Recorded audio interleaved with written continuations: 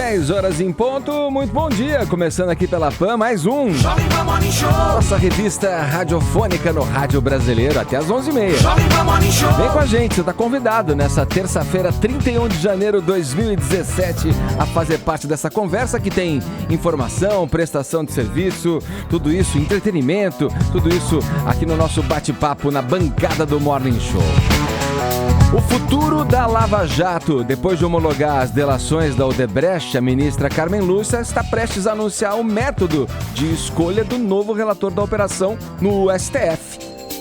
Um eventual vazamento dos depoimentos gera preocupação no governo e no Congresso. O decreto de Donald Trump, saiba por que os extremistas islâmicos comemoraram a ordem do presidente de barrar a entrada nos Estados Unidos dos cidadãos de 7 países muçulmanos. Pensando fora da caixinha, hein? Sua vida profissional está mais sem graça do que o seu olerite?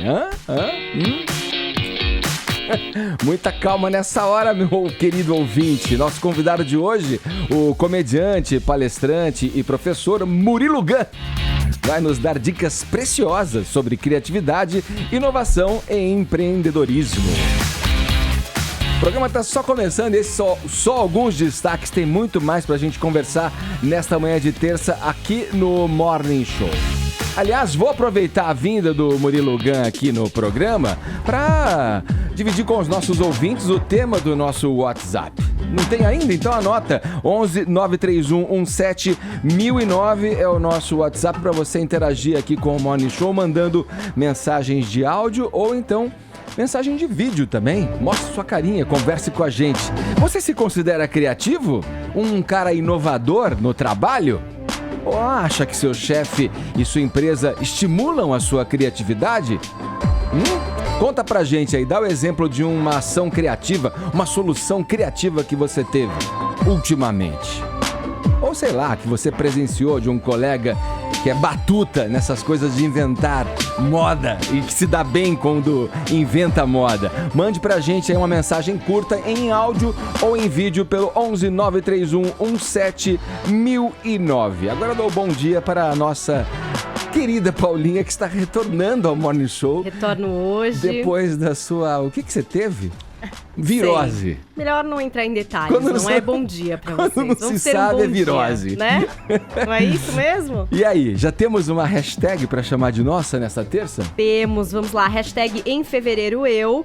Complete essa frase maravilhosa, coloque o Morning Show nos TTs, os assuntos mais comentados do Brasil, que tem prêmio pra vocês. Já tem gente aqui, ó, Darling Pink, olha, essa pessoa glamurosa do Twitter diz: em fevereiro eu tô de boas nos carnavais da vida. Olha, Edgar. até porque janeirão já foi também, né? Acabou hoje, né? 31. Já estamos 31. 02, né? Então já era. Vamos pensar em fevereiro. Não é? Não é? Tem fevereiro carnaval. É 28 ou é 29? Esse? É bissexto esse ano ou não? Eu nunca sei. Eu acho em que fevereiro eu nunca sei se é 28 ou 29. Então posta aí no Twitter, Vou por postar favor, isso. Vini. Vamos 28, ajudar o olha Morning aqui. Estão Squad. confirmando, gente, 28. Bom dia, aproveitando que você já entrou no nosso assunto. Bom dia, Edgar. Bonita camisa, hein? Obrigado. Bom dia, também. Bom dia, Augusto Nunes. Bom dia, Edgar. Bom dia, Ellen Brau. Buenas. Vamos em frente, ó. Todos apostos pra gente começar mais um Morning Show. Você tá convidado a ficar com a gente pela próxima hora e meia, colado aqui na Jovem Pan. E também pode curtir lá a nossa página do Facebook. Tem sempre conteúdo extra, além do que acontece neste estúdio multicolorido. Não é, Paulinha? É, tem um monte de gente já elogiando Augusto Nunes aqui no programa, não é? Tem vídeos já dele lá no nosso Facebook pra você compartilhar nas redes sociais, facebook.com/JP Morning Show. O cara dá uma credibilidade, né? Trouxe um peso. O cara dá um cacife. Coisa aqui pro programa. O cara dá um cacife pra gente, né? É o nosso George Clooney. Não me conhecem bem. Vamos lá, ó. Vamos começar o Morning Show falando de política e da Lava Jato, obviamente. Como a gente informou ontem, a ministra Carmen Lúcia homologou a delação dos 77 ex-executivos da Odebrecht. Agora ela pretende fazer um sorteio entre os integrantes da segunda turma do Supremo para definir quem será o relator da operação no tribunal. Bom, fazem parte da segunda turma. Vamos lá, vamos relembrar aqui, hein? Me ajudem se faltar alguém, hein? O Gilmar Mendes, o Dias Toffoli, o Ricardo Lewandowski e o ministro Celso de Mello. Vamos lá. Augusto, vamos entrar nessa aí, Ellen, tá nessa história aí. Bom, a primeira coisa que eu quero saber de você é o seguinte, Augusto, quem você acha que é o nome mais adequado para tocar esse processo no Supremo, considerando, obviamente, o momento, as configurações políticas, né, nessa fotografia que a gente tem hoje no processo político do Brasil? Eu acho o sorteio perigoso por isso. Só um nome capaz de conduzir sem maiores turbulências esse processo a partir de agora é o Celso de Mello. Primeiro porque ele é o decano da corte, já por isso ele tem a credibilidade, né, inerente aí a essa posição. É um jurista muito respeitado, que evidentemente tem conhecimentos jurídicos suficientes para tocar qualquer processo e, sobretudo, é o único, por exclusão, é o que tem que ser escolhido nessa turma. Então, se for sorteio, eu temo, pela escolha de outro relator, que vai dar problema. Por exemplo, o Gilmar Mendes vai ser considerado o carrasco, né, de todos os envolvidos na Lava Jato. Nem tu, pode ser que não. Pode ser que não, pode ser que tenha um lado em que ele deu uma aliviada. De né? alguns, ele será acusado pelo PT de carrasco dos petistas e também de leniente com os envolvidos com o governo. O contrário poderia ser creditado ao Dias Toffoli, por exemplo? Exatamente, ao Dias Toffoli e ao Ricardo Lewandowski. Portanto, só sobra o Celso de Mello. E aí, Ellen? Não, eu tendo a concordar com o que o Augusto está dizendo, muito embora, se a gente olhar em termos de justiça, possa parecer que um sorteio vá ser mais equânime, na verdade, nem sempre isso é o mais justo neste momento, né? Ainda mais se a gente ter em vista o que falou ontem aqui conosco o ministro aposentado Eros Grau, né? Ele colocando aqui pra gente a questão de cada vez mais estar evidente as questões de posições político-ideológicas dos ministros da casa, de cada vez mais eles estarem na mídia e se exporem pessoalmente, né? A gente realmente não tem mais como deixar isso de lado. E aí, nesse momento, fica complicado você fazer um sorteio ali, porque a gente sabe mais ou menos para onde pesa a balança, infelizmente, né? Então, o decano vem a ser mesmo um nome mais adequado e mais ponderado, né?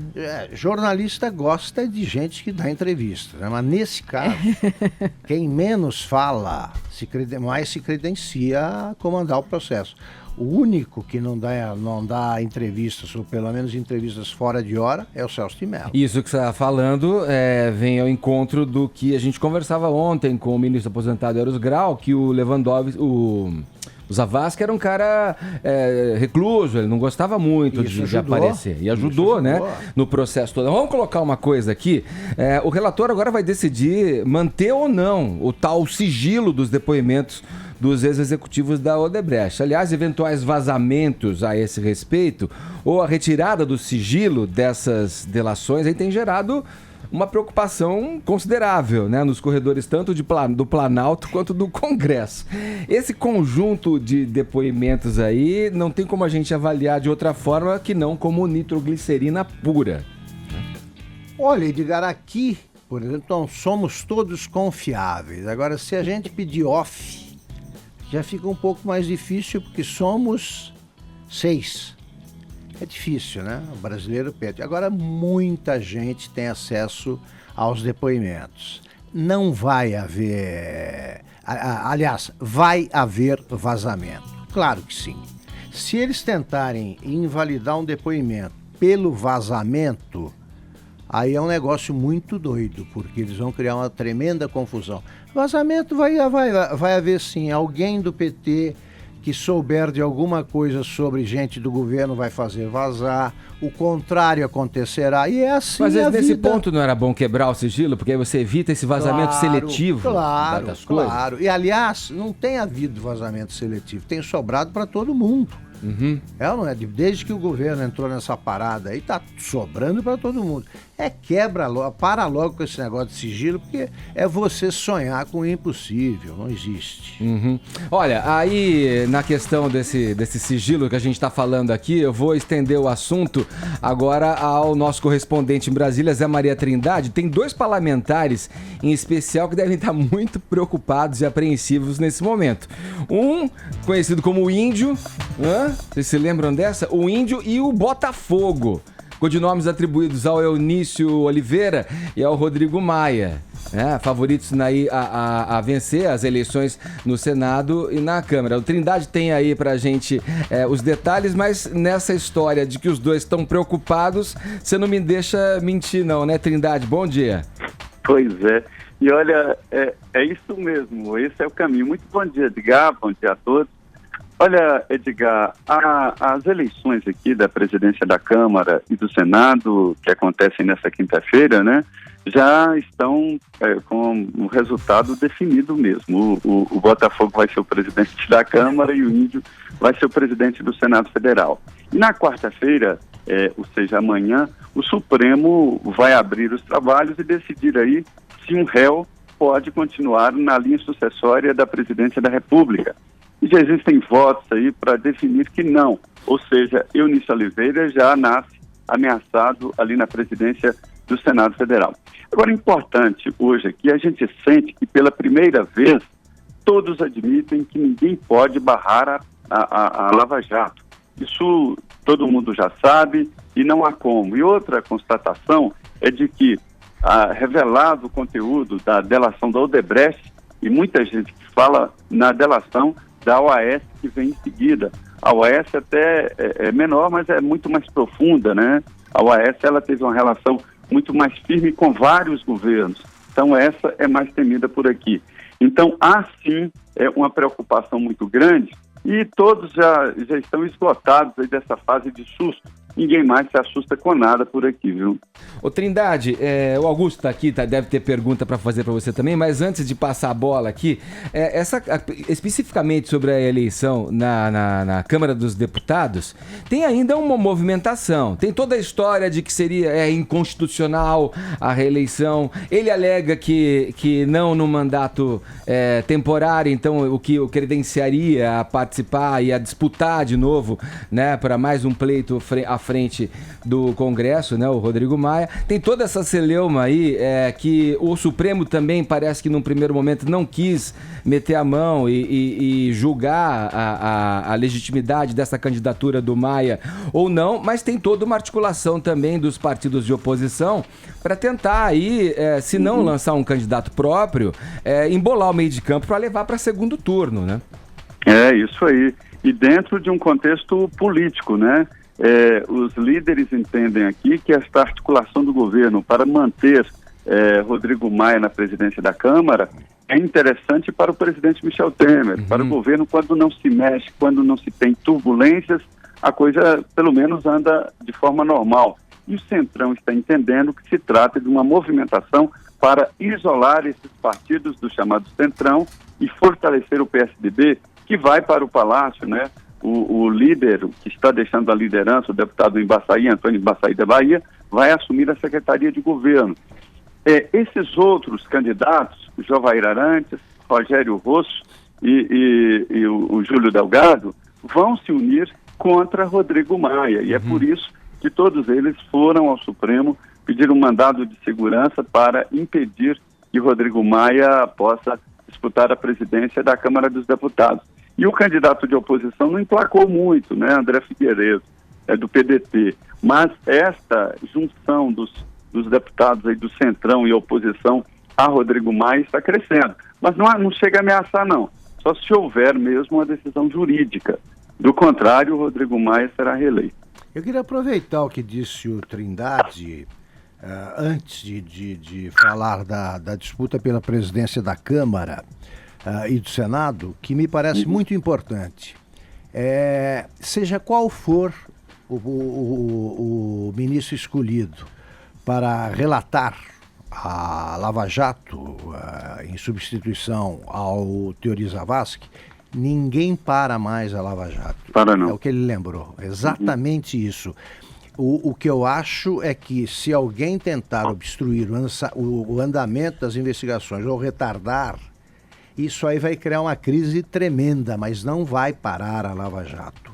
Por isso eu acho especialmente perigosa a escolha de algum ministro que ache isso possível. Eu concordo. Isso é destacado, Provoca certo, crise, mas não Trindade? para, porque não está nas mãos de ninguém, né? Exatamente. É uma exigência popular a Lava Jato. Não dá pra Mas parar. mesmo no Supremo não existe um ministro que pode, em uma decisão, parar ou constranger a Lava Jato. Nenhum ministro tem esse Exatamente. poder. Nenhum. Tá certo, Trindade. Obrigado pelas tuas informações aí. Ótima terça-feira pra você aí em Brasília. Bom dia a todos. Fala, Augusto, você quer complementar? Eu queria comentar só o seguinte. Eu não resisto à tentação de falar da criatividade dessa turma da Polícia Federal. Eu já tinha uma admiração profunda pelo cara que criava, não sei quem é, sempre tentei descobrir, criava os nomes das operações. Espetacular. Agora, a turma que cria apelidos... Os codinomes, né? Os codinomes, alguns da Lava Jato, alguns são da Polícia Federal, os outros são da Odebrecht.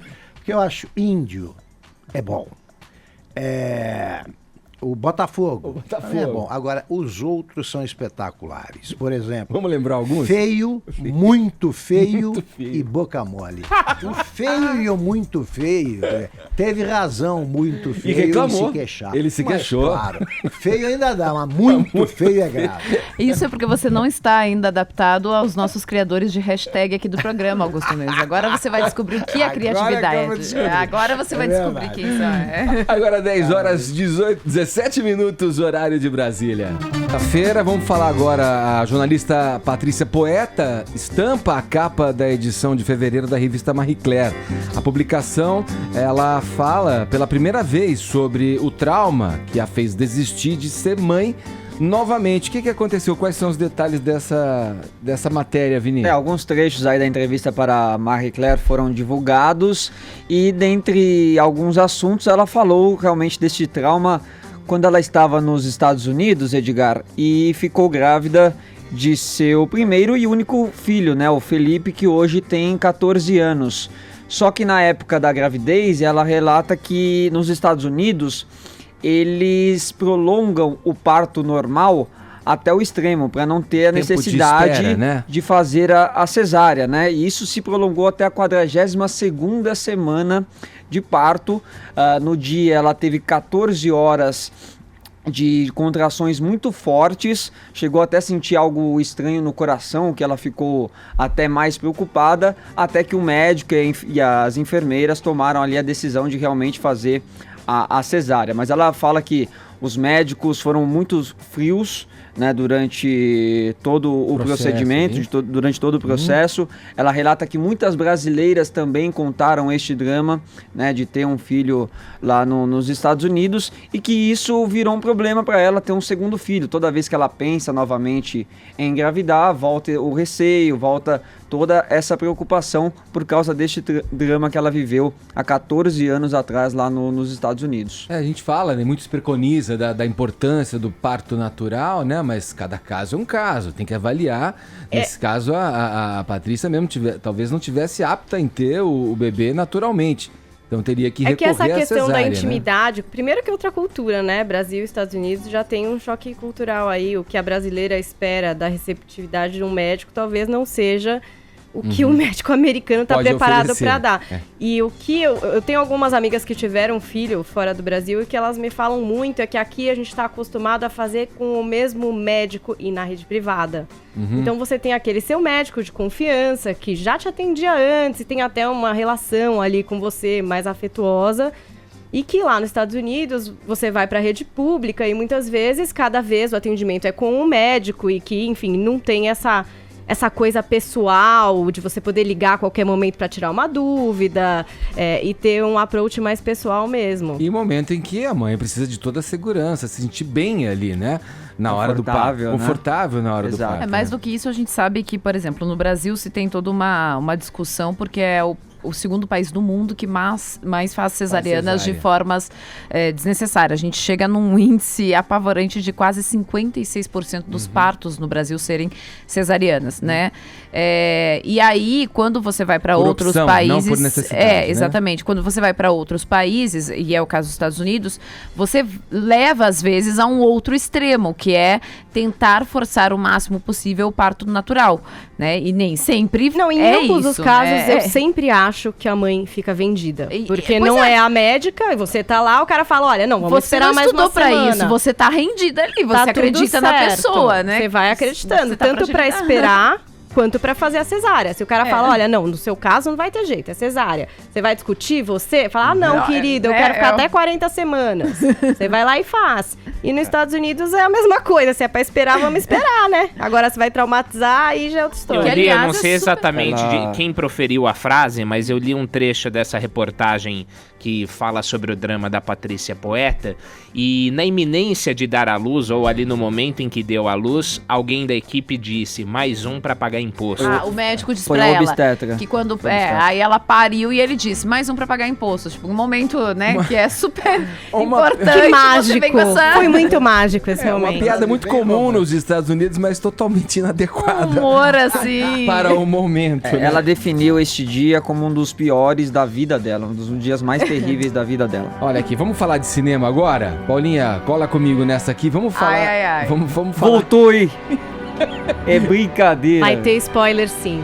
Ô, já que você falou, vamos mandar registrar aqui, tá vindo pra cá com o seu Severino, ele mandou um grande beijo pro Da Pena, que diz que é o personagem que ele mais gosta do Morning Abraço, Show Severino. O Severino acompanha o Morning Show como aqui. A gente vai muitos. poder falar mal do... Como muitos taxistas, né, que ouvem a programação da Jovem Pan. Vamos falar, o Ben Affleck não vai ser mais o diretor do filme o The Batman, Isso. né, que é o solo do Batman, né, Paulinha? Que, bom, que deixou um monte de fã aí Ainda bem, né? consternado, decepcionado. Por que você acha? Ainda bem, o cara viaja. Por que ele deu essa Batman é pipoca? ruim, Ben Affleck também. Pipocou, qual o hein? Por problema? que ele deu gente. essa pipocada? Então, foi... Seria? Diretor. ele Isso. permanece como o Batman, como Isso. o ator, o Ele personagem. ia acumular a função. Mas ele larga a direção. O que deixou os fãs muito chateados é que quando o Ben Affleck falou, olha, eu vou fazer o próximo Batman, eu vou roteirizar, eu vou dirigir, eu vou fazer Batman? tudo. Batman. Nossa, é o supla. Tá bom, o Batman. O Batman. Ele vai fazer o Batman. Aí todo mundo falou, nossa, o Ben Affleck tá empenhado, né? Ele quer fazer um bom filme. Porque o que acontece? A Warner pega bons personagens e acaba fazendo o quê? Entregando coisas que depois os fãs não gostam, como Esquadrão Suicida, que teve uma expectativa gigante, tinham ótimos personagens e acabou sendo um flop de crítica. De bilheteria não foi, até que foi bem. Então falaram, pô, Ben Affleck vai pegar pra ele a responsabilidade. E aí demorou aí pra começar a produzir, dizendo que queria um roteiro perfeito, cheio das nhenhenhé. Eis que agora, de repente, ele diz o seguinte, que é muita responsa, é um personagem que todo mundo ama, adora e tal. Ele sentiu o peso da brincadeira Sentiu e a pressão. achou melhor trazer um diretor convidado pra ajudar. Alguém bom. Tirou o pezinho aí da história, Você né? acha, Paulinha, que isso tem alguma relação, tem alguma coisa a ver com, tipo, entre aspas, aí, o fracasso do filme Lei da Noite, em que ele também dirigiu, atuou, roteirizou, participou? Você acha que É um isso filme da Warner também, né? não estreou aqui ainda no Não Brasil, estreou, né? estreia agora em fevereiro.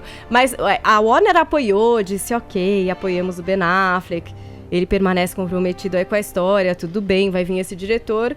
Eu não acho que tenha pesado exatamente o A Lei da Noite, que não estreou por aqui, estreou fora, foi um filme que teve um orçamento, quase de 68 milhões, arrecadou 75 milhões, ficou num empate ali, fora a divulgação. Foi meio preju mesmo, entendeu? Não foi bom, não deu muito certo. Apesar de ter elenco bom, tinha gente famosa no elenco, a Ellie Fanning, tinha a Zoe Saldana, Sienna Miller, traz a história aí de um gangster em ascensão na máfia local. Enfim, foi mal de bilheteria. Eu não acho que isso interferiu, não é a Warner que escolheu, eu Sei. acho que foi bem o Ben Affleck que quis tirar o pezinho, Mas a esperança gente. da Warner com relação a esse filme era que ele fosse indicado ao Oscar, e nem isso, né? Nenhuma categoria ele foi. Gente, mas esperança todo mundo tem, né? Mas um cara que produziu, estrelou e dirigiu um filme como Argo, Isso que eu tô pipocaria falando. pra Batman? Eu acho. Não é possível. Não é isso, é que o filme Argo é um filme que ele quis fazer, um projeto bem dele. Quando ele pega um personagem que é digamos, domínio público, fãs, Marvel, é pressão isso daí, e efeitos especiais, finalização de filme, às vezes o cara olha todo esse pacote e fala, bom, queridos, sei lá, vou dividir aqui com alguém, chama alguém aí, É o seguinte, entendeu? o Ben Affleck está abalado. Depois de Batman vs Superman, tem até aquela entrevista clássica dele, Com aquela carinha dele. Aquela cara triste. E o filme foi considerado o pior filme de 2016. O que eu acho que nem foi, tá? Eu assisti Batman vs Superman, acho que a crítica, massacrou o filme, não é um filme tão ruim, eu acho que Esquadrão Suicida foi pior. E agora é esperar. Em Liga da Justiça, que a gente vai ver esse ano, pro final do ano 16 de novembro, é o lançamento de Liga da Justiça, a gente vai ver o Ben Affleck como o Batman. Ele faz um bom Batman, gente. Ele é bom como Batman, mas é difícil pegar uma responsa de direção de superprodução, de herói. Tem muito filme de herói, gente. Ninguém aguenta mais. Vamos falar bem da verdade. Ninguém aguenta mais. E outra, a gente não sabe como é que foi essa disputa de bastidor.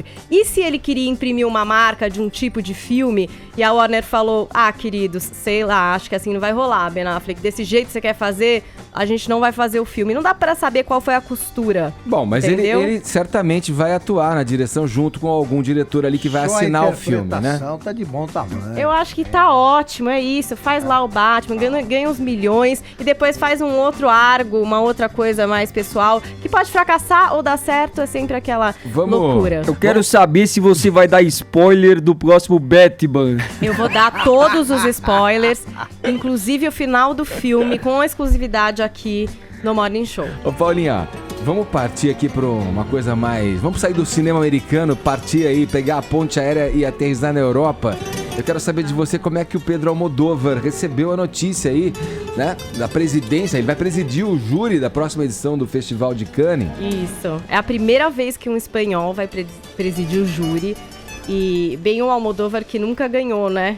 A Palma de Ouro de melhor filme, apesar de concorrer diversas vezes. O que já é incrível também, né? Porque ele fez tantos filmes, né? Ele concorreu com Julieta, Tudo Sobre Minha Mãe, Volver, Abraços Partidos e A Pele que Habito e nunca ganhou. Ele já venceu como diretor por Tudo Sobre Minha Mãe em 99 e também como roteirista por Volver em 2006, que também foi premiado com conjunto do elenco feminino. Para Volver tinha muita gente, Penélope Cruz, Carmen Maura, Lola Duenas, enfim, as mulheres de Almodóvar, né? Sempre as mulheres no holofote do Almodóvar. E agora ele vai ser o presidente do júri. Isso quer dizer que ele vai, enfim, reunir aí os seus queridos. Ele que já fez parte desse pôster que a gente tá vendo aí, para quem tá assistindo pela internet, da 60ª edição do Festival de Cannes. E a expectativa é o quê? Não sabemos, né, Edgar? Vamos ver quem é que ele vai convocar para o seu júri, quem é que estará no júri do Festival de Cannes. Esse festival que acontece agora entre 17 e 28 de maio. A seleção oficial de filmes e também o júri são anunciados em abril. Então agora a gente espera, mas já aquecendo, né, para esse festival que é o mais importante do cinema francês, o mais charmoso talvez, né, que tem aquele tapete vermelho de dia, que é bastante diferente, com, enfim, as celebridades, os filmes mais alternativos e também alguns blockbusters aproveitam para fazer também um lobby. Umas ações ali, né? Exatamente. Então vamos aguardar. Almodóvar será o todo-poderoso presidente do júri máximo do Festival de Cannes. Parabéns, querido. Um abraço. Foi assim que ele me falou. Fui selecionado para a presidência dele. Ele Foi assim. que gosta de tomar um capeta ali no litoral sul da Bahia, né? Dá um banho Vai transferir pra Cannes tomando champanhe. Ali, né? Nada mal, hein? Um banho de mar em Trancoso ali, né? Agora 10 horas 32 minutos, horário de Brasília. Olha só, a gente quer saber se você é criativo no trabalho. Manda uma mensagem pra gente pelo WhatsApp, mensagem de áudio, mensagem de vídeo, tá valendo também. 11 931 17 1009, né, Vini? As pessoas... Exatamente. A gente quer saber qual foi o último ato criativo que você teve frente ao seu trabalho, né? O seu chefe te elogiou, te deu aumento. Tem gente que até pinta o cabelo, né, pra tentar alguma coisa no Pois trabalho, é, assim. coisa das cores depois mais... tem que cortar, né? Vai lá, manda pra gente, vem mensagem de áudio ou em vídeo. Ao final do programa tem o sorteio da nossa camiseta aqui do Morning Show, tá bom? Diga aí em que momento você foi criativo no trabalho. Conta aí um fato inusitado pra gente aqui, tá certo? Olha, se você tá aí descontente, com o seu trabalho, desanimado, tá tudo sem graça na sua vida profissional, você pouco inova, não tem ideias, trabalha sempre naquele chamado piloto automático. Criatividade pra você é uma qualidade que tá nos outros apenas, nos gênios, mas pra você nunca. Calma, meu querido ouvinte, minha querida ouvinte, seus problemas acabaram por aqui. Não estou me referindo ao filme do Cacete Planeta. Não tinha um filme do Caceta, Paulinha, que era Seus Problemas Acabaram? No cinema nacional, você lembra dessa ou não? Sempre as organizações Tabajara estavam aí pra isso, né? Muito pra criativa. acabar com os nossos problemas. As organizações muito criativas. Olha, nosso convidado hoje é um dos palestrantes sobre criatividade, inovação e empreendedorismo mais requisitados no país. O cara, só pra você ter uma ideia, já foi contratado por 1/3 das 100 maiores empresas do Brasil para falar sobre esses temas relacionados à criatividade. Olha, Murilo Gun, seja muito bem-vindo aqui ao Morning Show mais uma vez, né? Mais uma vez. Alô, ouvintes do Morning Show, Edgar, galera aqui. É nóis, papai. Olha só, muita gente acha que você te conhecer pela televisão, né? Ou pelo teatro, tal, fazendo comédia e tal, que isso é algo anterior ao teu trabalho com inovação, né? Mas parece que não é bem por aí, né? Eu comecei pirralho adolescente com uma empresa de internet e agência produtora de sites já no final dos anos 90, então trabalhei 10 anos com isso, criando serviços, sites para empresas lá no Recife, e aí depois de 10 anos nisso é que eu virei comediante. E aí, dentro da comédia, quer dizer, ainda sou comediante, né? Ainda faço alguns shows assim, mas desfoquei um pouco porque comecei a me interessar mais por entender como os comediantes criam essas coisas que surgiam. Um dia um cara me chamou, velho, vai aqui fazer um TED, aqueles eventos, e conta aí como é que tu cria as piadas. Aí eu falei, beleza, nunca pensei nisso, vou ver qual é. E comecei a parar pra observar como é que é o processo. Eu começo a pensar no negócio e meus amigos como é que fazem. E aí comecei a estudar criatividade. E aí abriu as portas assim de um universo muito louco, que muita gente acha que é algo não estudável, não aprendível, que você é ou não é e acabou. E eu descobri que não. E aí comecei a mudar um pouco a minha carreira pra, em vez de fazer apenas humor, falar de criatividade usando humor. Mas é inegável que nesse aspecto também, nessa área, o talento ajuda, porque tem pessoas que têm mais aptidão para certas coisas, não. Mas eu quero saber, então, qual foi o primeiro momento, sei lá, com os seus 13, 14 anos lá, já trabalhando com projetos autorais, como você colocou aqui, qual foi a empreitada que você coloca como o turning point ali, o momento em que você mudou, né, e reconheceu que o teu negócio mesmo era trabalhar com inovação, com internet?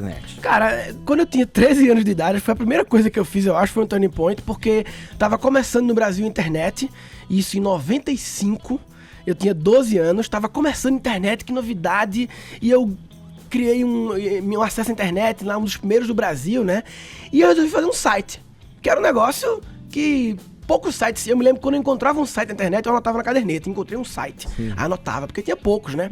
Eu lembro que tinha uma revista que vinha com um catálogo de sites brasileiros existentes.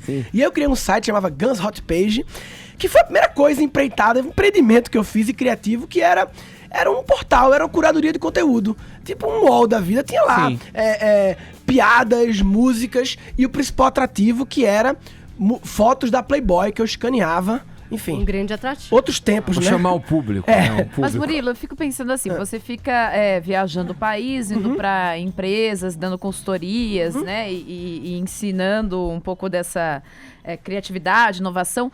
O que você identifica de obstáculo para isso? Porque eu imagino que a empresa vai lá, te contrata para ajudar a desenvolver.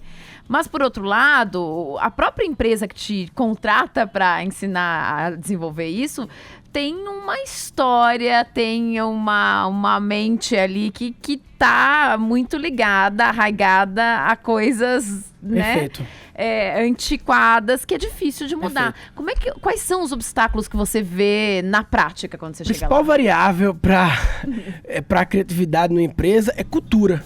A cultura da empresa tem que estar aberta a isso. Não só para a empresa, eu acho que até famílias têm cultura também. A gente fala muito de cultura empresarial, mas uma família tem uma cultura. Aliás, as empresas no Brasil são familiares. Sim, muitas são familiares. Né? Então, são as mais complicadas, as familiares? Não, eu acho que não sei se essa inferência é muito precisa, assim. Tem muitas empresas familiares complicadas, mas não sei se dá pra inferir que elas são mais complicadas que as normais. Não sei. Mas eu acho que o principal obstáculo é a cultura da empresa, que, principalmente no quesito aversão ao risco. Assim, veja só, não tô falando que tem que ser porra louca e fazer loucuras. Mas se você... Nada extremo é bom, né? Se você coloca loucura total, vamos correr risco, ser maluco é ruim. Se você diz risco zero, tudo tem que ser feito sem nenhuma probabilidade de risco, também é ruim. Porque eliminar o risco significa fazer as coisas, repetir apenas as coisas que já foram feitas. Ou seja... Isso é mais acentuado no Brasil, esse medo do risco? O medo do risco é mais acentuado no Brasil? Assim, comparando a mim, eu morei alguns meses nos Estados Unidos, morei, lógico, no Vale do Silício, que lógico, é um universo à parte, né? E lá, a cultura do risco é extremamente, eles chamam de cultura do fracasso, né? E aí é legal explicar isso, porque não quer dizer que vamos fazer loucura. Tem uma parada que é genial da mentalidade americana, que é a mentalidade que eles chamam de Lean de enxuto, que vem do sistema Toyota de manufatura e tal. O que é o pensamento enxuto? É você sempre testar as coisas pequeno, para fracassar pequeno, para rodar um ciclo de aprendizagem, e aí você faz um pouquinho maior, ou seja, você testa as coisas pequeno. Então, vou dar um exemplo assim, bem da vida real, né? Vamos supor que eu queria montar um restaurante lá no Recife, um restaurante tailandês. Pô, negócio incerto, né? Que é restaurante japonês, ok, mas tailandês, no Recife, já não sabe se vai dar certo mesmo. Aí o que acontece? O normal das pessoas, o pensamento é pegar um empréstimo, pega 500 mil, aí aluga um lugar, faz uma decoração, aluga tudo. O que foi? Sabe o que eu tô rindo? Eu tô lembrando de... É muito comum isso acontecer. O cara nessa dúvida de montar o restaurante, ele monta uma churrascaria que vende também pizza e sushi. Sim, na dúvida bota tudo, papai. Na dúvida Tá no correr risco. Mas vamos lá, o teu o que quer restaurante dizer, tailandês. o que quer dizer é o seguinte, como é que é o pensamento enxuto? Em vez de pegar e gastar 500 mil, um empréstimo, toda a poupança, FGTS, o cara era 4, montando um restaurante, como é que você pode testar pequeno a sua premissa de que Recife tem demanda tailandês? Você pode pegar, por exemplo, um japonês que já existe e que na segunda-feira é fechado pra folga e de repente combinar com o cara, eu quero fazer a segunda-feira tailandesa aqui, alugar só a segunda-feira, divulga no mercado e aí você arriscou pouco. Se você fracassar, vai perder pouco. Então, essa é a mentalidade de testar as coisas pequenas, calculado, que é a mentalidade Lean, que eles chamam. Agora, Murilo, se eu tô percebendo é que você vem na tua retórica aí dizendo, não é pra fazer loucura, loucão, né, aqui e tal. Isso faz parte da tua estratégia empresarial, se livrar dessa imagem de loucão? Não, pelo contrário. Na verdade, eu falo que falta loucura nas empresas, mas loucura pontual. Eu diria que a gente tem que ser 99% normal, mas tem que ter aquele 1% safadão. 1% safadão que faz a diferença. Porque se você é 100% padrão, faz as coisas tudo logicamente e só as coisas já foram testadas, você repete o passado e o mundo tá mudando. As soluções antigas não resolvem o problema novo, papai, entendeu? Para Murilo, você já no primeiro emprego, você já se valeu da tua criatividade. Sim. Todo mundo deve tentar ser criativo já na busca do primeiro emprego ou não? Vê só, eu tenho uma visão de criatividade bem pragmática, porque como eu tive uma carreira ligada a artes e tal, né, o pessoal acha que criatividade é só arte. A minha visão criatividade é ferramenta para solucionar problemas. Então, pode ser, cara, ser criativo não significa necessariamente, não é só pintar e fazer coisas bonitas, artísticas. Qualquer pequena coisa, se você dá uma solução para o elevador. Por exemplo, aqui nesse prédio, tem uma solução que já é uma solução consolidada já, mas que foi uma solução criativa quando alguém fez, que é essa lógica de você dizer 5 elevadores só atendem do primeiro ao 10º e 5 do 10º. Em algum momento da história, não existia isso. Tinha esse problema. Isso resolveria. Então, isso é solução criativa. Solução criativa não é só pintar o prédio bonito, não. Ai, que criatividade. Não. Encontrar a solução. Sabe funcional. Elevador tem uma história. Os elevadores não foram feitos... Quando começou os elevadores nos Estados Unidos, os prédios muito altos, neguinho reclamava da demora que o elevador para subir e descer, porque ele era mais lento, né? E quando o neguinho fala, tá demorando o elevador, qual é a primeira resposta certa que vem na cabeça do administrador do prédio? Vão contratar o motor mais rápido, né? Botar o elevador mais rápido. Não, é a primeira resposta certa, que o cara fala, tá lento, então, ok, vou aumentar a velocidade. Ou então algum canalha tá segurando.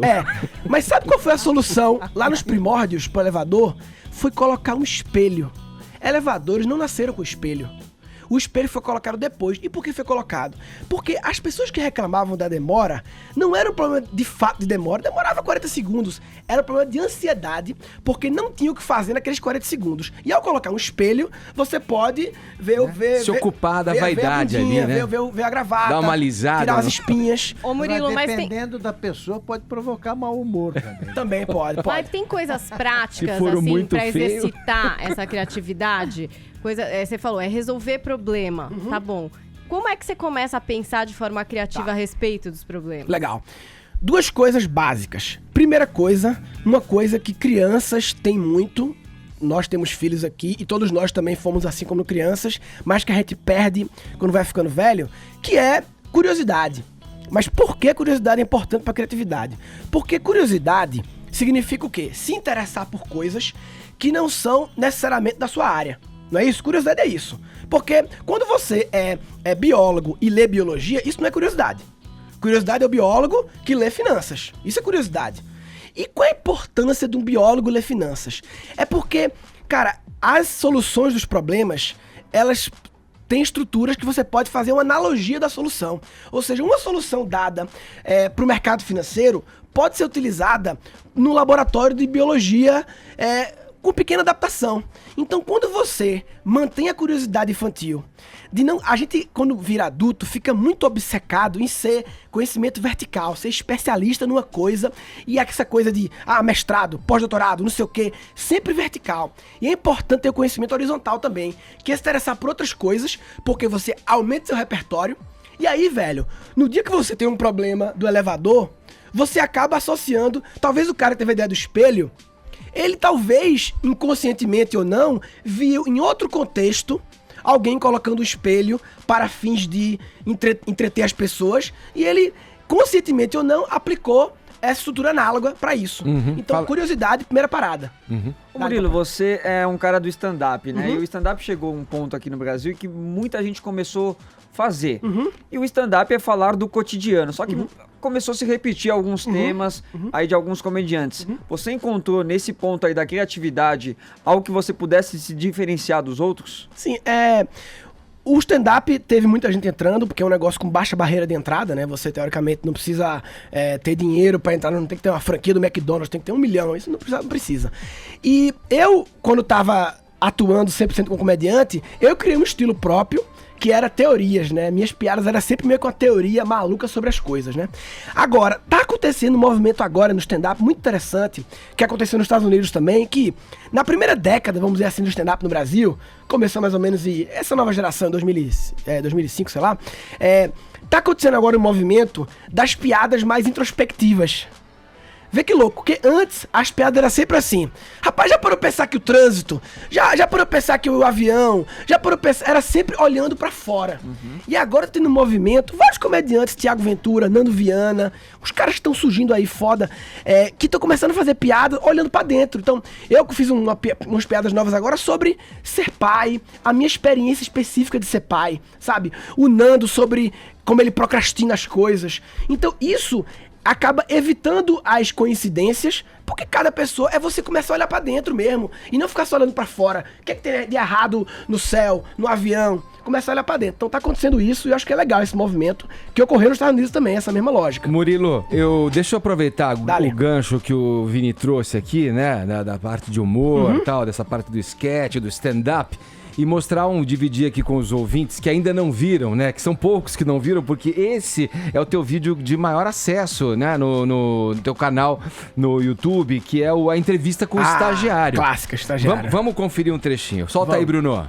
Boa noite. Hoje estamos recebendo no nosso programa uma pessoa de destaque e muito conhecida no mundo corporativo, o estagiário. Boa noite. Prazer em recebê-lo. Prazer todo meu. Bem, para começar, eu gostaria que você me contasse sobre o seu trabalho, como é a sua rotina no dia a dia na empresa. Olha, é bem puxado. Eu chego perto da hora do almoço, eu vou sair à noite. De vez em quando faço umas coisas lá, mas o segredo é sempre fingir que tá fazendo alguma coisa. Porque aí ninguém manda você fazer nada, porque acha que você já tá fazendo algo. Mas você não procura estabelecer proativamente algo desafiador para você fazer? Não, porque eu não sou bobo, porque o salário é o mesmo, pra que inventar? Mas o que mudou na sua vida depois que você começou o estágio? Mudou muita coisa. Tiveram mudanças boas e mudanças ruins. Vamos começar pela parte ruim. A parte ruim é que o estágio consome muito meu tempo, né? Aí acaba atrapalhando algumas atividades minhas. Atrapalha minha malhação, por exemplo. Mas não dá pra você malhar de manhã ou à noite? Não, malhação que eu falo é malhação da televisão, programa. Ah, sério? Você tá sentindo muita falta de assistir a malhação? Eu não sinto tanta falta porque eu consigo assistir da empresa. E aí que começa a parte boa da história. Qual seria? A internet é muito rápida. Dá pra assistir malhação tranquilo, em tempo real. Eu consigo baixar filme, consigo baixar série, eu consigo ver entretenimento adulto, sabe aquele negócio? Aí eu pego, boto tudo no pendrive e levo pra casa todo dia. Mas a empresa não bloqueia acesso a portais, download? Bloquear, bloqueia. Mas a gente é brasileiro, dá um jeitinho. Peraí, o acesso é bloqueado e você ainda consegue liberação? Ah, todo mundo fala que no mundo corporativo tem que ter relacionamento, né? Esse negócio de network, não sei o quê. Eu tenho meus contatos também. Pessoa na informática é meu peixe, libera pra mim. Eu queria até aproveitar a oportunidade, se permitir, mandar um abraço pra pessoa na informática, né? Ratinho, Catuaba, Pinóquio, é nóis! Mas é só isso que você acha de bom no estágio? A internet rápida? Impressora também. Impressora o quê? Impressora rápida, muito rápida. Imprimo o trabalho da faculdade rapidinho, é uma maravilha. Mas pode usar a impressora da empresa para imprimir trabalhos de faculdade? Eu acho que pode, né? Porque eu vejo a secretária imprimir lá umas 100 folhas do relatório gerencial do não sei o quê. Por que eu não posso imprimir 20 folhas do trabalho da minha faculdade? Sei. Quer dizer, é o sabonetão, né? É o estagiário sabonete. Pô, fala, Paulinha. Sempre tem essas teorias. Ah, agora é a geração X, a geração Y, a pessoa que gosta de trabalhar, a pessoa que não é ligada ao trabalho, que busca o bem-estar. Como é que você vê os estagiários de hoje? O que é que eles querem? São os caras que estão indo lá pra baixar coisa na internet e tal, ou o pessoal mudou um pouco? Esse aí é uma reunião dos estereótipos negativos todos, né? De uma pessoa só, né? É porque ele sabe que vai ser sacaneado, o estagiário, ele né? sabe. Eu acho que o que eu vejo hoje em dia do estagiário, eu acho que todo estagiário faz pelo menos uma coisinha dessas. Talvez não todas reunidas num personagem só, né? Mas a maioria faz pelo menos uma coisinha. Agora, o que eu vejo de interessante é agonia. Agonia de crescer, agonia de achar que a cada 6 meses vai ser promovido. E se eu vejo na galera assim, quando eu faço nas empresas assim, os RHs reclamando muito de agonia de tudo. Agonia de não querer participar de uma reunião e ficar mexendo no celular. Agito, né? Que tem a ver com o nosso novo lifestyle, né? A gente conectado demais e tal. Ansiedade ali. E aí, o que eu acho um erro agora do RH, porque o RH adora culpar a novos jovens. Não, esses jovens aí que ficam, não tem atenção nas reuniões, não sei o quê. Agora eu vejo um problema que é o seguinte, o RH também não muda a sua forma de proceder, de comunicar. Então assim, eles mantêm fazendo aqueles treinamentos boring, chatos e reclamando que o pessoal não presta atenção. E eu sempre acho que no processo de comunicação, a culpa é sempre do emissor da mensagem, nunca do receptor. Eu não posso chegar no Comidas, no show e falar plateia de merda, não vou me rir das minhas piadas. Não pode. Ô Murilo, você falou aqui no começo da nossa conversa da criatividade, né? Sim. Que acho que é um mito, que você não pode desenvolver isso. Tem que nascer, quem é criativo e ponto final.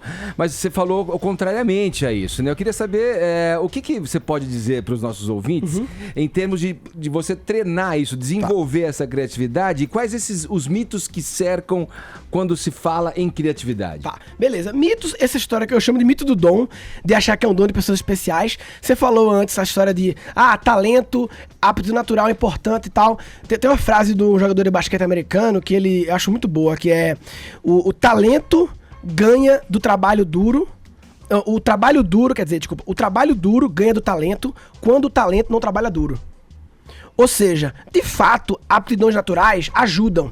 Mas se você, em cima da aptidão natural, não coloca hard work, não coloca estudo, dedicação, acaba que o cara com menos aptidão natural e que coloca hard work pode se diferenciar mais. Então, assim, existe também um problema das pessoas que nascem com talento e por ter esse talento, não querem hard work, querem não. Aqui é dom, aqui é natural. E não se dedicam em pesquisar, estudar e por aí vai. Então, só falando sobre essa história de dom, né? Eu sou um cara que... Eu tenho tatuado aqui no meu braço, hard work, papai. Meu lema é hard work. E hard work não tô falando workaholic. Hard work é colocar intensidade momentânea em coisas que você quer se aprofundar e virar ninja, né? Coisas práticas para ser criativo. Primeira coisa, o olhar. O olhar curioso de se interessar. Cara, olhar curioso é tipo, pô, tá tendo Campus Party agora. Ah, mas eu não sou tecnologia. O meu negócio é, eu sou médico. Vai lá, papai. Vai lá, 3 horas. Vai lá ver qual é. Vai lá ver o que tá acontecendo. Pode ser que o moleque lá, que faz aqueles computador personalizados, sabe, cheio de luz, pode ser que aquilo te inspire em como melhorar a máquina do teu laboratório, velho. Olhar curioso é o contrário do olhar do estagiário. Sim, é. Então, olhar curioso. Segunda coisa muito interessante. Eu chamo no curso de não se contentar com a primeira resposta certa. A gente tem uma mania que eu chamo de bloqueio do já sei. Que o bloqueio do já sei é assim, a gente tá em reunião aqui de pauta do programa. Aí, não sei o que, vamos fazer uma coisa diferente e tal. Como é que a gente faz pra um problema, né? Pra conseguir tal coisa. Aí alguém fala, já sei, vamos fazer isso. Aí todo mundo faz, massa! E muitas vezes... Bloqueou. E vai. E a gente não se acostumou a fazer um negócio que é divergir, ou seja, abrir as possibilidades para depois convergir. E tem que ter cuidado que você não pode... Qual é o normal da reunião? O clássico de uma reunião de empresa é, dado um problema, aí alguém fala, e se a gente fizer isso? O que acontece logo depois? Alguém julga. Clássico. Alguém vai dizer assim, não, Paula, isso não dá não, sabe por quê? Porque a gente já fez não sei o que, não sei o que. Aí você pergunta, tá, Murilo, mas se a pessoa sabe que isso não dá, tem que falar. Tem, mas não naquela hora. Uhum. Todo mundo tem que abrir as ideias pra depois você separar a divergência do julgamento. Porque senão, as pessoas, sabendo que logo depois vem um julgamento, elas não falam. Isso que elas fazem, elas julgam mentalmente. Elas pensam assim, eu acho que eu vou dizer a ideia do não sei o quê. Mas se eu falar isso, eu acho que Edgar vai dizer que não sei o quê, então deixa pra lá, vai. Aí não fala. Já cria uma autocensura. Já cria censura. Então o cara que você, pelo que eu tô sacando e que você tá dizendo aí, na verdade, é o cara que treina a condição de fazer relações entre as coisas. Perfeito. E aí ele aplica o que você deu de exemplo da você falou da Comic Con? Não. Você falou da Campus Party. Campus Party e traz uma ideia pro boteco dele. Sim, por isso que eu chamo, eu faço um curso de criatividade online, né? E eu chamo criatividade no curso de combinatividade. Combinatividade. Porque o prefixo cria, ele cria um peso. O cara fica, não, mas eu não sou criador, eu sou engenheiro. Eu não crio, eu gosto de Excel. Aí começa um bocado de auto-enganação, né? E eu falo combinatividade porque, cara, toda solução criativa é a combinação de coisas que já existiam em algum lugar. Tá certo, a gente tá conversando aqui com o Murilo Gun no Morning Show, ele falando sobre criatividade, você vê que ele fala pouco, então a gente segue daqui a pouquinho no próximo bloco, ouvindo mais as histórias do Murilo Gun aqui no Morning Show, agora faltando 1 minuto, não, faltando nada, virou 11 em ponto, horário de Brasília. Estamos aqui com o Murilo Gun, conversando nessa terça-feira sobre criatividade. Olha só, vamos, antes de seguir com a conversa com o Murilo, ver como é que tá a nossa hashtag aí, em fevereiro eu, e aí, Paulinha? Eu não sei se sou eu que voltei pro programa, mas a gente tá nos TTs. Óbvio que, não sei que é porque você tá de volta, Paulinha. Eu acho que pode ser, recuperada, hashtag em fevereiro eu. Que é só a sua camisa aí do Gypsy Kings. Não é do Gypsy Kings, é uma camisa tiki, se você não sabe, havaiana, querido, das férias que eu passei internacionais. Estamos aqui em 4º lugar nos TTs, em assuntos mais comentados do Brasil. Você também pode participar. Hashtag em fevereiro eu. Algum destaque aí pra gente? Nossa, vai. Mas tá indo tão rápido aqui, olha. Eu vou concluir as metas de fevereiro de 2016, o Reilen Montese. Em fevereiro eu vou continuar na mesma, o Thiago Caroni não está muito criativo, não é? A Yara, em fevereiro eu vou para a escola porque as aulas voltaram. Acontece com os jovens, né? Isso acontece bastante. Acontece. E aqui pelo WhatsApp também, a gente quer saber, né, se em algum momento você foi criativo no teu trabalho, enfim, alguma situação em que a criatividade salvou tua pele. E os ouvintes estão respondendo, estão participando. Bom dia, galera do Morning Show. Meu nome é Wellington, tenho 27 anos, sou de Piracicaba, São Paulo. Bom, eu me considero sim um cara criativo. E a empresa que eu trabalho, uma concessionária de energia elétrica no interior de São Paulo, ela tem várias ferramentas para ajudar a pessoa a desenvolver a sua criatividade. Ela tem um portal online que chama Universidade Corporativa, que oferece diversos cursos online entre vários assuntos para o funcionário se aperfeiçoar, todos gratuitos, e a pessoa pode fazer tanto na empresa quanto na sua residência com uma senha.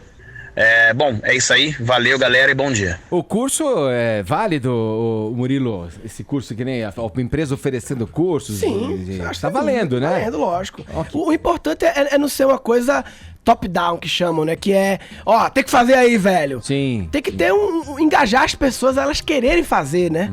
Você dá uma isca pro cara, quero fazer, hein? Tem mais aqui, vamos ouvir. Do Morning Show. Então aqui quem tá falando é o Alberto de Aracaju. E meu momento mais criativo foi quando eu resolvi pedir demissão e montar meu próprio negócio.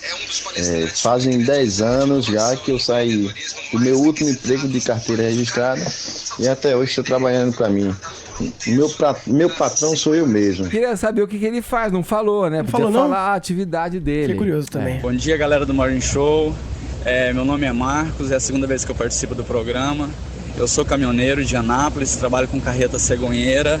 E uma iniciativa que eu tive, que foi elogiada pelo meu patrão, foi de treinar na estrada. Enquanto eu faço as minhas viagens, eu tiro 40 minutos por dia para treinar e me dediquei a uma alimentação melhor. E tenho passado essa iniciativa para outros colegas também da profissão. E meu patrão achou isso muito bacana, no entanto que ele investiu nos equipamentos de treino que colocou na nossa empresa, que está facilitando mais o dia a dia dos motoristas. Bom dia a todos aí, até mais, eu vou seguir minha viagem aqui que eu tenho que chegar em Piracicaba. Um abraço a todos. Boa viagem pra você, Marcos, beleza? Obrigado pela audiência. Bom dia, galera do Morning Show, meu nome é Alessandra, eu moro em São Paulo. A ideia criativa que eu tive no meu trabalho, eu trabalho em restaurante, é que havia muito desperdício de laranja cortada quando ia para feijoada, que as pessoas não têm o hábito de comer laranja, né, hoje em dia. Aí. O que eu falei para o meu gerente? Não manda mais laranja, só quando o cliente pedir. E deu muito certo, hoje o desperdício é 0. E a gente já distribui somente em torno de 10 laranjas. Antigamente o desperdício era de mais de 150 laranjas, que iam tudo pro lixo. Um beijo, bom dia. Olha aí, ó. Foi Cara, eu sou apaixonado por essa. Eu passaria o dia ouvindo essas coisas, porque eu adoro essas pequenas soluções criativas. Você viu a laranja, a questão simples ali, ó. Vamos dar pra quem pedir. Só não né? manda essa pessoa. Porque a gente ouve muito assim falar criou um novo aplicativo que vai mudar o mundo. Mas o que eu acho lindo é essa microcriatividade, essas coisas pequenas, sabe? Ô Murilo, antes da gente saber dos seus projetos, queria só uma coisa rápida, sua opinião, que hoje eu li um artigo, acho que tem tudo a ver com a entrevista hoje, o artigo do Nizam, que é um criativo também, e que vai ao encontro, corrobora totalmente com o conteúdo que está no livro Ócio Criativo do sociólogo Domênico De Masi. E que fala exatamente acerca dessa história de que você descansar, você tá no ócio, você tá ali trabalhando a tua criatividade também. Ele faz uma alusão até interessante, o Nizam, como atleta que ele é, de que o treino, o descanso para o atleta é o treino também. O quanto o ócio está relacionado com você aumentar o seu potencial criativo? Quando a gente sai de um problema, a gente até usa a expressão, né? Vou deixar o problema dormir. Sabe quando a gente fala isso? Eu tô escrevendo um e-mail importante, aí você acaba de escrever e pensa assim... Vou deixar ele dormir, vou dar um tempo no... Eu sempre fiz isso. Vou deixar um tempo e daqui a algumas horas eu vejo de novo. Porque quando você sai do problema, você entra em cena o processamento inconsciente, que a gente chama de incubação. Que é, agora, a incubação ela só funciona se você tiver um problema, tiver repertório para resolver esse problema, ou seja... curiosidade, um monte de coisa, já tiver tentado resolver, ou seja... começar a solução, e aí você sai do problema um pouco, que é o ócio criativo, eu chamo de incubação, e muitas vezes, sabe aquela coisa que a gente tá dirigindo no carro, ouvindo o Morning Show, e do nada veio uma ideia, e as pessoas falam assim, veio do nada. Não veio do nada. Você já tinha esse problema, você já tem tentado resolver, você vem acumulando repertório ao longo da sua vida para esse problema, ele apenas surgiu do inconsciente. E aí saltou pra superfície. E acende a luzinha. Acende a luzinha, mas não é do nada. Vamos lá, o que você tem aí à tua frente como projetos? E antes disso, conta um pouco da tua experiência na NASA. Como é que foi essa história? Eu morei em 2014, 3 meses dentro do parque da NASA, no Vale do Silício, NASA Research Park, dentro lá do dormitório militar da NASA. Fazendo mesmo. O quê? Pra fazer uma escola chamada Singularity, que faz um curso de 10 semanas, em que chama 80 pessoas do mundo. É apenas uma turma por ano que rola, 80 pessoas para passar 10 semanas lá estudando o que eles chamam de tecnologias exponenciais. Em outras paradas, são tecnologias loucas que vão mudar o mundo. Robótica, inteligência artificial, nanotecnologia e tal. E eles têm... É engraçado, isso conecta com a história de curiosidade, porque por que eu fui para lá? Porque a premissa deles não é chamar 80 pessoas iguais. 80 pessoas que sejam físicos, que sejam não sei o quê. Eles querem diversidade pra quê? Pra ter soma de repertórios. Então, a maioria das pessoas lá era biólogos, físicos, engenheiros, a maioria ela. Mas tinha uma cota de doido, assim, uns 5 pessoas assim, nada a ver. Inclusive eu, porque faz parte de trazer a heterogeneidade, a mistura louca pra parada. Então, eu passei 10 semanas lá estudando essas coisas. A gente criou lá uma startup de saúde, mas que não evoluiu pra frente, porque precisava de muito dinheiro. E é isso, foi uma escola que eu fiz fazer lá. E aí, projetos? O que você tem à frente aí? Hoje em dia, eu faço muitas palestras para empresas, mas hoje em dia, o que eu dedico à minha vida, 90% do meu tempo, é uma empresa que eu tenho, chamada Keep Learning School. É uma escola Achei online. que era sua bebê de 1 ano e meio. Não, também é minha bebê. É verdade. Mas é uma escola online para fazer educação à distância, cujo principal produto é o meu curso de criatividade. A gente vai ter uma turma agora no Carnaval, uma turma do curso de criatividade no Carnaval. Quem quiser chama Reaprendizagem Criativa, o site é reaprendizagem.com.br. Esse é o meu principal projeto, a escola e o curso de criatividade. Legal, Murilo, queria te agradecer mais uma vez aqui, parabéns pelo teu trabalho. Obrigado demais por chamar, você adora vir pra cá, sempre é bom. Eu falo pra caralho, mas enfim, falo palavrão, desculpa. Valeu, esse Murilo Gun conversando com a gente aqui no Morning Show sobre criatividade e sobre a vida. Enfim, valeu, Murilo, um abraço pra você. Obrigado, hein? Olha aqui, vamos seguir no Morning Show agora com os destaques internacionais. A gente não pode deixar de falar aí, né? Aliás, vem gerando notícia a cada instante o novo presidente dos Estados Unidos. Olha, quase tanto quanto Twitter, né? Vem comigo nessa, Ellen, porque é o seguinte, os extremistas islâmicos comemoraram a ordem do presidente americano Donald Trump de barrar a entrada nos Estados Unidos de cidadãos de 7 países muçulmanos. Ellen, a cabeça dos terroristas opera com base também no revide, né? Essa história da proibição gera os caras ficam aguçados a querer perpetrarem ações, enfim, dá uma instigada, não dá? Sabe aquele aplicativo que a gente usa no Brasil sempre que algum juiz decreta bloqueio do WhatsApp, o Telegram? Normalmente o pessoal do Estado Islâmico usa o Telegram, eles usam normalmente para se comunicar. E aí o Washington Post acabou divulgando ali mensagens que foram interceptadas de membros do Estado Islâmico, celebrando os bloqueios de entrada de alguns países, né, de pessoas de alguns países nos Estados Unidos. Eles celebraram, então, esse bloqueio, a proibição da entrada de cidadãos de 7 países, a maioria de origem muçulmana, nos Estados Unidos, dizendo que isso era uma comprovação de que realmente agora, a partir de agora, os Estados Unidos estava em guerra com os valores islâmicos e, portanto, que isso era uma justificativa ou um motivo a mais para a recrutação de novos membros para o Estado Islâmico, que isso era um momento de recrutar mais pessoas para o Estado Islâmico, uma vez que estava se dando munição para isso, né? Então, foi feita uma reportagem, publicada hoje uma reportagem no Washington Post, dizendo que os apoiadores do Estado Islâmico estavam celebrando e vendo essa medida anunciada na última semana por Donald Trump, primeira semana de governo dele, como uma medida que comprova que, mais uma vez, o Estado Islâmico está aí ao lado certo e com um grande inimigo, que é os Estados Unidos. E as manifestações vão pipocando, né, com as frases "with the people", né, pessoas de diferentes países no mundo se levantando e se manifestando contra essa medida das primeiras medidas do Donald Trump. Em meio a toda essa controvérsia, Paulinha, a cervejaria Budweiser vai contar, num anúncio que vai ser veiculado no Super Bowl, a história do seu fundador, que é um imigrante alemão do século XIX. É um recado direto também nessa celeuma toda gerada por essa... Isso é o que a gente acha, né? Oficialmente, a Budweiser falou que não tem relação com esse decreto do Trump. Mas você acha que dá para dissociar? Bom, eles disseram que não tem a ver, que o objetivo é trazer essa história, que eles consideram uma história universal de superação e de princípios, e que eles não estão batendo, eles não quiseram falar isso, enfim, com todas as letras, Edgar, mas claro que não dá pra desassociar, né? Tá acontecendo isso na vida real. Os caras vão produzir um comercial pro Super Bowl, que é o horário mais caro e mais assistido da televisão nos Estados Unidos. Acontece nesse domingo, não tem nada a ver, sei lá, mas eles querem passar assim, como se não. Interprete como quiser. Por outro lado, uma outra cerveja, que é a Corona, bateu de frente Corona com é mexicana, Trump. né? É de origem mexicana, distribuída mundialmente. É a cerveja importada mais vendida nos Estados Unidos e fez uma campanha em espanhol, batendo no slogan do Trump, que é Make America Great Again.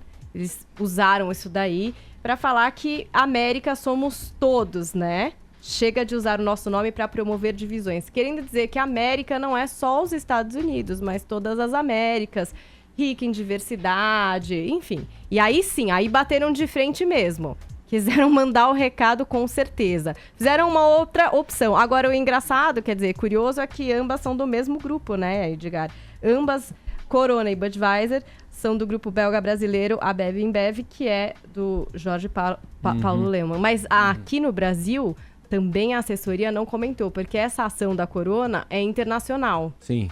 Mas aqui no Brasil se comentou da Budweiser e também trazendo esse contexto de que não, de que seria, enfim, apenas a história do fundador mesmo da marca e que não teria a ver com o Trump. Agora, esse tipo de situação, ela é absolutamente ilógica a partir da constatação de que o Trump é descendente de estrangeiros e casado com um estrangeiro. Então, exato. É tudo tão louco. Encontra um estrangeiro a cada esquina e em cada sala da Casa Branca. Todo mundo é descendente. Agora, eu acho que o problema do Estado Islâmico é mais grave ainda, porque esses não têm lógica nenhuma. Eles não precisam desse tipo de medida do Trump para retalhar. Já visto o que fizeram em Nice. Nice é a última cidade que você poderia pensar em atacar. Os franceses, eles são até tolerantes. Você tem o crescimento da direita, da extrema-direita, ultraconservadores franceses, que isso aí é perigoso. Agora, a França não está na linha de frente do ataque ao Estado Islâmico. E, no entanto, houve o caso do Charlie Hebdo, Nice, e teremos mais. Olha, ainda nessa seara das atitudes separatistas aqui, vamos falar com o nosso correspondente em Londres, o Ulisses Neto. O projeto Brexit, a saída do Reino Unido da União Europeia, começa a tramitar hoje no Parlamento. O que é que acontece a partir dessa terça-feira por aí, Ulisses? Bom dia. Oi, Edgar, bom dia para você e para todo mundo que acompanha o Morning Show. Os assuntos são muito relacionados, né? Porque a sessão do parlamento para analisar o Brexit, na verdade, para analisar a autorização para a primeira-ministra ir até a União Europeia e acionar o tal do artigo 50 lá do Tratado de Lisboa, que é o artigo que dá início formal à separação, né? A esse divórcio britânico da União Europeia. Então, os parlamentares estão discutindo isso hoje, porque a Suprema Corte aqui do Reino Unido definiu que a primeira-ministra não podia fazer isso sozinha, precisava passar pelo parlamento, e aí hoje começaram as audiências desse projeto dela pedindo autorização do parlamento para começar formalmente o Brexit. Então seria o primeiro passo, né, desse divórcio, o primeiro passo depois do referendo. E a gente lembra que o referendo, ou o plebiscito, como preferirem, foi lá no ano passado, né? Em junho do ano passado. Então vejam como as coisas elas caminham dentro de um passo mais lento, porque tem toda a burocracia envolvida e os trâmites, né? O ritual todo legislativo. E aí, esse debate começa hoje, vai se estender até amanhã. À noite tem uma votação, para depois, na semana que vem, os parlamentares apresentarem as emendas, e aí, pro final de março, essa é a expectativa da primeira-ministra, ela vai conseguir iniciar a separação formal da União Europeia. E tem a ver com isso que vocês estavam falando também, porque sobre o Donald Trump, presidente norte-americano, porque tem a polêmica muito grande aqui no Reino Unido, do fato da primeira-ministra ter feito a visita ao Donald Trump na semana passada, lá em Washington. Era para ser um ato de prestígio, porque era a primeira chefe de Estado, ou melhor dizendo, chefe de governo internacional a ser recebida pelo Donald Trump, e ela aproveitou para convidá-lo para uma visita de Estado aqui. E a pressão foi todo aquele protocolo de foi... visitar a rainha e tudo mais. Depois o Donald Trump pegou e anunciou essa restrição para os estrangeiros e virou uma confusão, uma petição pedindo, com mais de 2 milhões de assinaturas, pedindo para que a Theresa May cancele o convite já está correndo na internet aqui, e ela está tentando manter a posição dela. Essa sessão de hoje no parlamento está sendo muito discutida também, muito discutido esse convite que ela fez para o Donald Trump, e a população aqui está pressionando para que ela não receba o presidente americano, Edgar. Mas parece que não vai surtir efeito, embora a pressão tenha sido forte, né? Parece que as coisas vão continuar como estão na programação aí protocolar, né? Porque sempre assim no final das contas, né? Por exemplo, ontem houve uma manifestação, na verdade não uma série de manifestações aqui no Reino Unido contra o Donald Trump, milhares de pessoas nas ruas, aqui em Londres foi muito grande, nas principais cidades do Reino Unido, e aí muita gente fala, olha a voz das ruas, a primeira-ministra tem que ouvir. A gente não pode esquecer que, por exemplo, nos idos dos anos 2000, mais de 1 milhão de pessoas foram às ruas só aqui em Londres também, pedindo para o governo não ir ao Iraque, né, para o governo britânico não se juntar aos Estados Unidos, e o Tony Blair, que era o primeiro-ministro da época, virou as costas e mandou as tropas britânicas do mesmo jeito. Então, no final das contas, tem essa comoção social muito grande, mas não deve mudar nada não, e daqui a pouco, dentro de algumas semanas, o Donald Trump vai ser recebido com toda a pompa prevista em protocolo lá no Palácio de Buckingham. Ok, Ulisses, obrigado pelas suas informações. Um abraço, hein? Valeu, Edgar, um abração, até mais. Olha aqui, vamos falar de outro milionário. Aliás, só fechando o Trump aí, tudo que ele próprio é a provocação, né?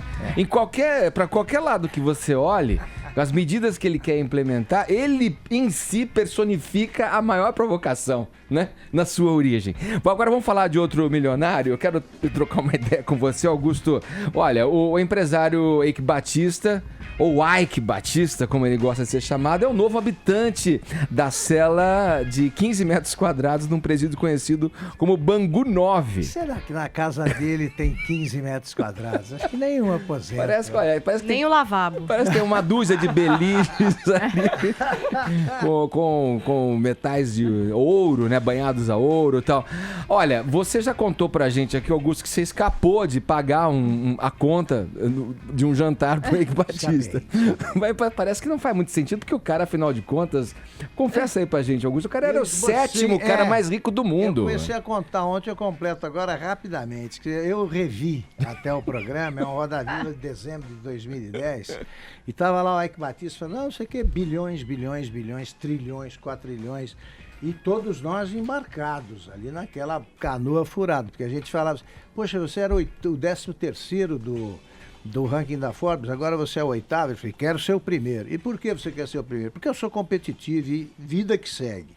Até que a certa altura a Marília Gabriela fez uma pergunta muito sensata. Ele disse assim, você é um dos integrantes da lista da Forbes, onde é que você guarda o seu dinheiro? Porque eu só vi uma mala de dinheiro de 50 mil, dinheiro legal, aviso. Ela ocupa uma mala, né? 50 aquela mil 007, reais, a famosa ocupa 007. uma mala. Então imagina os bilhões que o Ike dizia ter.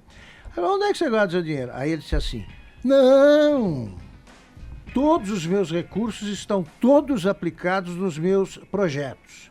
Projetos bem engenheirados, ele disse, geram dinheiro. Aí ele começou a se atrapalhar um pouco e falou, eu durmo bem, viu? Aí eu fiz a seguinte pergunta, você não guarda nada com você? Aí ele vacilou e disse, bom, então eu tenho a sensação de que se eu sair daqui para jantar com você, eu pago. Sim. Ele não respondeu nada, ele disse assim, vem comigo. Ninguém foi. Terminado o programa... Ninguém foi jantar. Ninguém foi jantar. Eu nunca vi tanta gente com tanto compromisso. Um tinha que trabalhar, a Marília Gabriela já tinha um jantar marcado e foi uma das pouquíssimas vezes que não saímos para jantar do Roda Viva. Eu escapei, acho, que de uma conta de bom tamanho. De bom tamanho. Bom, tá aí a história, né? Essa história, a crônica do jornalismo com... Ganhei do Eike Batista. Com o Augusto Nunes aqui no Morning Show. Ô Edgar, fala. A Luma de Oliveira, ex-mulher do Eike Batista, se pronunciou ontem nas redes sociais sobre a prisão do Ike, né? Que usava a gargantilha? Com as letras, né? do Ike Batista. Coleira, né, gente? Coleira. Era uma coleira, era pior. Coleira. No carnaval, né? Exatamente. Ela disse o seguinte, ó, o Ike fez muitos investimentos no nosso país com recursos próprios. Infelizmente, parece que os empresários ficam acuados como pseudo-governantes. Lamentável. Ela diz que a família está muito forte, com muita fé e confiantes que o melhor aconteça para o Ike Batista. Os filhos, se eu não estou enganado, os dois, filhos o Thor e o... com ela, o outro né? lá que eu esqueci. Aliás, acho que depois Colin, dessa o né? Thor vai ter que rever aquela história de nunca ter lido um livro, né? Agora ele vai ter que Essa- começar a pensar em um diploma. Nessa entrevista, alguém pergunta como é que ele está educando o Thor. Ele diz o seguinte: para preservar.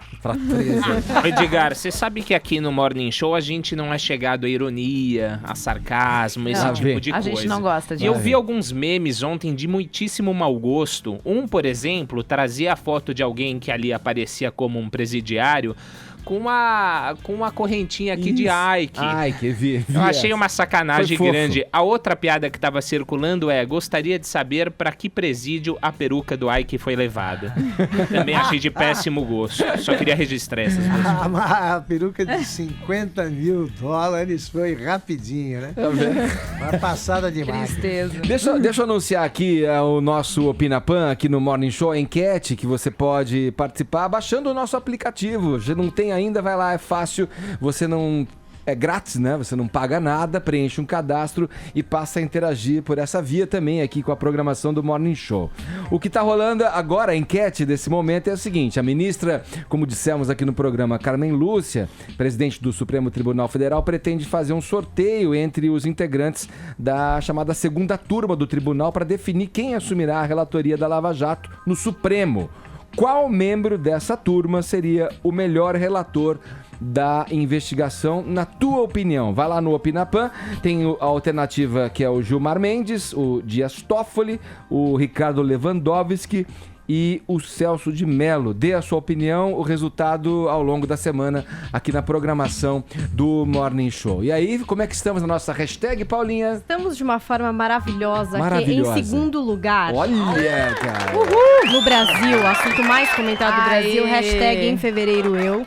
Vocês podem continuar, porque eu gostaria muito de passar o primeiro colocado, hashtag somos Não, nem todos. fala essa primeira, nem fala essa Então primeira, eu não dá gostaria que vocês audiência, continuassem não merece. usando a nossa Não merece tag. audiência, para. Vamos lá, hashtag É. em fevereiro eu, a gente gostaria muito de ficar em primeiro lugar por uma nobre causa. E quem ganhou o kit do Morning Show foi o Fabrício Guloni, que participou aqui durante todo o É programa a usando a camiseta, tag. Paulinha. A gente tá A fabricando gente as tá canecas. capenga nas Tá canecas. capenga nas canecas. 2017, um grande ano. Vamos lá. Eita, e era o fim da crise, camiseta, não era? então, do Não ia Morning acabar? Show, gente. Desculpa É isso. desapontá-la, Paulinha, mas eu acho que a responsável aí pelo nosso sucesso nas hashes não é você. Os responsáveis são Augusto Nunes Exato. e Murilo Gun.